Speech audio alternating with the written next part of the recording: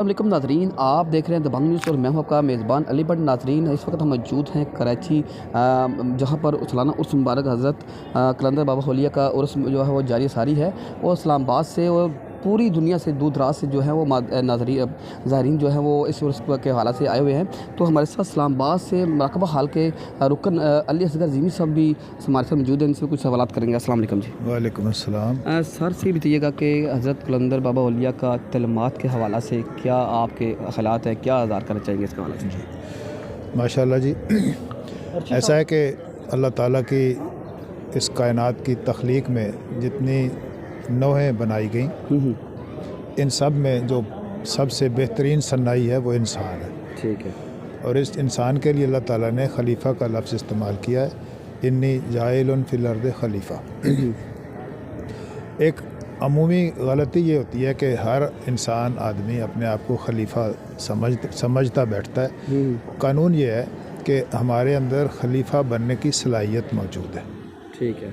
जैसे आप सब लोग ड्राइविंग नहीं कर सकते, जी जी। लेकिन ड्राइविंग अगर उनको सिखाई जाए तो आ जाती है, ड्राइव बन सकते हैं। जबकि किसी जानवर को ड्राइविंग सिखाएं तो वो नहीं कर सकता। ये जो सलाहियतों का इल्म है, इसे कुरान इल्मुल अस्मा कहता है। और इल्मुल अस्मा अल्लाह ताला ने फरमाया व अल्लमा आदम अल अस्मा कुल्लाह, हमने आदम को अस्मा का इल्म दिया सारे का सारा। कायनात में जो कुछ भी है, इसका जो मजमूई तौर पर जो इल्म है वो इंसान के अंदर ये सलाहियत है कि ये उसको एक्सप्लोर कर सकता है। यानी इंसान ख़ुद अपने आप को देखे तो एक ज़ाहिरी वजूद, फिर इसके अंदर नफ्स, जी जी। नफ्स के पीछे अमर रब या रूह। ये जिस दर्जे में हम मखलूक के दर्जे में हैं, तो सारी मखलूक, कुत्ते बिल्ली को, कबूतर को पता है हम कबूतर हैं, बिल्ली हैं। इस इंसान को पता है मैं इंसान आदमी हूँ, लेकिन बिल्ली को ये पता नहीं है कि दूसरी मखलूक के अंदर कौन सी मिक़दारें काम कर रही हैं। इंसान के पास ये सलाहियत मौजूद है कि ये एक्सप्लोर करे तो उन सलाहियतों को इस्तेमाल कर सकता है। जैसे किसी जज का बेटा जज नहीं हो सकता जब तक कि वो जुडिशरी की तालीम हासिल ना करे। किसी जर्नैल का बच्चा जर्नैल नहीं हो सकता जब तक कि वो प्रॉपर सिलेक्शन में ना करे। प्रोफेसर का बेटा प्रोफेसर नहीं हो सकता, लेकिन क्वालिफाई कर जाए तो हो सकता है। इसी तरह आदम को इल्मुल अस्मा दिया गया सारे का सारा। हमारे अंदर इनबिल्ट सलाहियतें मौजूद हैं, उसे एक्सप्लोर करना है। जैसे मैंने ड्राइविंग की मिसाल दी, पायलट बनने की मिसाल दे सकते हैं कि सब लोग पायलट हो सकते हैं अगर जहाज़ चलाना मिल जाए। इसी तरह इंसानियत को ये शर्फ हासिल है कि ये अल्लाह ताला की नियाबत और खिलाफत के दर्जे तक अपने आप को अपग्रेड कर सकता है। इस अपग्रेडेशन में इसको अपने मादी वजूद से लेके अपने रूहानी तशख़्ख़ुस तक, जब जिस लेवल पे ये अपने आप को अपग्रेड करेगा, उस लेवल पे इसके दर्जात बुलंद होंगे। तो ये जो हस्तियाँ कलंदर बाबा औलिया रहमतुल्लाह अलैह और बहुत सारे बुज़ुर्गान दीन जो रसूलुल्लाह सल्लल्लाहु अलैहि वसल्लम की हिदायत के मुताबिक ड्यूटी पे है कि मखलूक को उनके असल से आगाह किया जाए। हमारे अंदर जो स्टेबल पोर्शन है वो है रूह का। अच्छा। रूह का इरफान। जी जी। अगर हम वजूद से वाकिफ़ हैं तो वो बकरी बिल्ली भी अपने जिस्म से वाकिफ़ है। हम अपने नफ्स से वाकिफ़ हैं तो फिर हम अशरफ अल मखलूक हो गए। और अशरफ अल मखलूक सभी नहीं होते। जी जी। जो मखलूक के दर्जे से 1 ग्रेड अप होता है, जी जी, वो अशरफ अल मखलूक है, यानी अपने आप को नफ्स के दर्जे में पहचानता है। अगर कोई इससे आगे चलेगा रूह के लेवल पे पहचानेगा तो वो रूह का आरफ खलीफातुल्लाह फिल अर्ज़ है। ये हज़रात जैसे कलंदर बाबा औलिया रहमतुल्लाह अलैह जो मिशन लेके आए, इंसानियत को ख़ुद आगाही का मिशन दिया। अगर ये अपने आप से वाकिफ़ हो जाए तो अल्लाह ताला का अपने रब का इरफान हासिल कर सकता है। यहाँ पर आपने एक बहुत अच्छा बात की है कि अल्लाह का इरफान हासिल कर लेता है। ज़ीमी साहब ये बताइएगा कि अल्लाह का इरफान, आप जो बात है इसी सिलसिले से जुड़े हुए हैं, बड़े अच्छे से जुड़े होंगे, तो आपको भी अल्लाह का इरफान हासिल हुआ है? अल्हम्दुलिल्लाह, जितनी कैपेसिटी बढ़ती जाती है, अल्लाह ताला का जो इरफान है वो तो अनलिमिटेड है। कोई बंदा क्लेम नहीं कर सकता कि मैं आरिफ हो गया। उसका एक लेवल है, जितना वो अपग्रेड होता है। मसलन मैंने अर्ज़ किया कि मैं जिस्मानी खसूसियात से वाकिफ़ हूँ तो मखलूक के दर्जे में हूँ, अगर नफसानी मामलात से वाकिफ़ हूँ तो फिर मैं अशरफुल मखलूक के दर्जे में हूँ। और अगर मुझे रूह का इरफान मिल जाए कि मैं रब का अमर हूँ, मुझ में अल्लाह ताला मेरी रगे जहाँ से करीब है, मोमिन के दिल में अल्लाह समाता है, तो मैं अपने अंदर ही अल्लाह को तलाश कर सकता हूँ। जितनी मेरी कैपेसिटी बढ़ती चली जाएगी, अल्लाह के अनवार व तजल्लियात और सिफ़ात इलाहिया बंदे में शामिल हो जाती है। ज़ीमी साहब, यहाँ पर एक और सवालात आपसे कि आपके सिलसिले में मुराकबा को बहुत ज़ोर छोड़ दिया जाता है, तो ये मुराकबा क्या चीज़ है?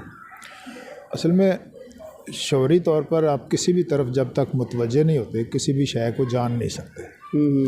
और ये जो मुराकबा है, ये ज़ाहिर की दुनिया से अपने आप को कता ताल्लुक़ करके बातन की दुनिया में बंदे को दाखिल करता है कि बंदे का नफसानी वजूद इसकी नज़रों से उजल है। उसके लिए इसे आँखों को बंद करके कंसंट्रेशन के साथ एक जगह बैठना है और पीर मुर्शिद के बताए हुए तरीके के मुताबिक अपने आप को उस चीज़ के लिए तैयार करना है। ज़ाहिरी वजूद में हम जिस्म है, मखलूक के दर्जे में है, अशरफुल मखलूक होना है तो हमें अपने अंदर झांकना होगा। उस झांकने का नाम मुराकबा है, कंसंट्रेशन होती है। और जब तक कोई बंदा कंसंट्रेट नहीं होता, खारिज की दुनिया से ताल्लुक़ कता नहीं करता, तब तक वो अंदर दाखिल नहीं होता। एक छोटी सी मिसाल लेते हैं कि कुरान में अल्लाह ताला फरमाते हैं कि तुम जहाँ कहीं भी हो, मस्जिद हराम की तरफ रुख करो। बिल्कुल। अब यहाँ एक नाजुक सी बात मैं कर दूंगा जी कि अल्लाह ताला तो हर जगह मौजूद है, तो मस्जिद हराम क्यों? वहाँ एवरीवेयर, इधर करें उधर करें। तो मकसद ये है कि कंसंट्रेशन को एक नुक्ते पे लाने के लिए हमें मुराकिब होना पड़ेगा। तो जब तक हम मुराकिब नहीं होंगे, तवज्जो नहीं करेंगे, आप बग़ैर तवज्जो के ड्राइविंग करेंगे, एक्सीडेंट हो जाएगा। तवज्जो को हासिल करने का नाम मुराकबा है और इसकी एक फॉर्म जो है सलात भी है। ठीक है। क्योंकि सलात में कुछ हमारे इस तरह के लोगों ने सलात को तकसीम किया हुआ है, सुन्नी वाबी फ़लाँ फ़लाँ, तो उस तरह की हरकतों में तो उसके लिए सूफिया इकराम ने कहा कि अलग से बैठ के तवज्जो को कंसंट्रेट करने का एक तरीका है, उसका नाम मुराकबा है। असल में ये सलात का एक सिस्टम है।